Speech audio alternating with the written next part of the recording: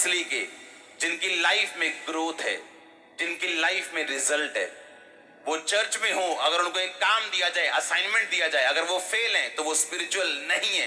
मैं आपको लिख के दे सकता हूं।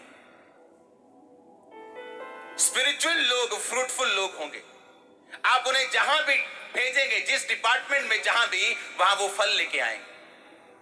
अगर वो स्पिरिचुअल नहीं है, दिखते स्पिरिचुअल है पर है नहीं, वो कभी भी आपको फल नहीं देंगे, आपको टेंशन देंगे। इसीलिए बाइबल कहती है याकूब जो था वो यूसुफ से ज्यादा प्यार करता था। कितने मेरी बात को समझ रहे हैं? क्यों?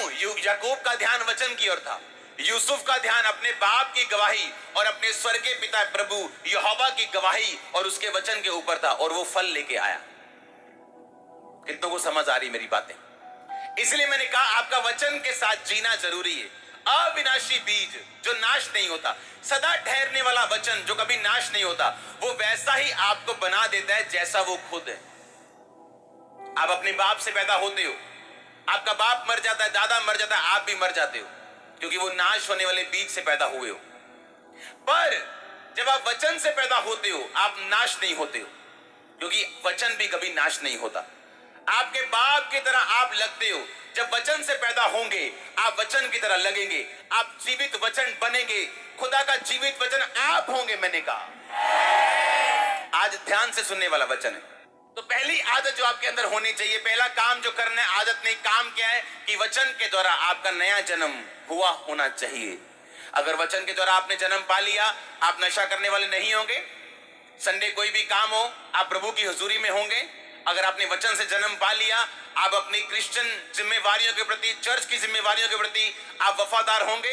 अगर आपने नया जन्म पा चुके हैं आप, तो आप परमेश्वर के साथ वफादार होंगे। आमीन। और उसके बाद अगर आपने नया जन्म पा लिया, वचन के द्वारा आप चल रहे हो, आप फेथफुल भी नहीं, अकेले नहीं होंगे, आप फ्रूटफुल भी होंगे, आप फल लाने वाले भी होंगे। और आपका बाप आपसे ज्यादा प्यार करेगा, आपको ज्यादा हर्ष के तेल से अभिषिक्त करेगा, बाइबल कहती है। कितने मेरी बातों को समझ रहे हैं? उसके बाद हम पढ़ेंगे भजन संहिता 65 उसकी 5 आयत। ये एक ऐसी आदत है जो एक क्रिश्चियन व्यक्ति के अंदर होनी चाहिए, और ऐसा क्रिश्चियन व्यक्ति जो अपनी लाइफ में परमेश्वर के बड़े बड़े कामों को देखना चाहता है। आज मेरे पास 2 बाइबल्स हैं, मैं साथ साथ खोलूंगा। पहला भजन संहिता 65 उसकी 5 आयत, दूसरा भजन संहिता 67 67 उसकी 2 आयत। 67 की 1 और 2 पढ़ूंगा मैं, 65 की 5 पढ़ूंगा। उसमें लिखा, हे हमारे